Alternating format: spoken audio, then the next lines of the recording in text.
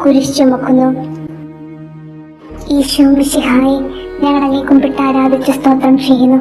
എന്തുകൊണ്ടെന്നാൽ വിശുദ്ധ കുരിശിനാൽ അങ്ങ് ലോകത്തെ വീണ്ടും രക്ഷിച്ചു.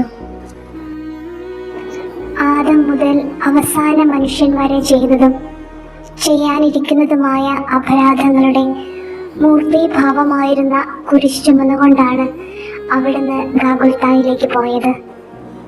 നിർബന്ധത്തിന് വിധേയനായി അല്ല, പ്രത്യുത മനുഷ്യമക്കളോടുള്ള സ്നേഹം നിമിത്തം മാത്രം.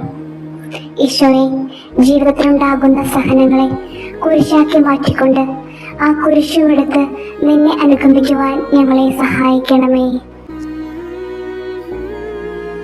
കർത്താവെ അനുഗ്രഹിക്കണമേ.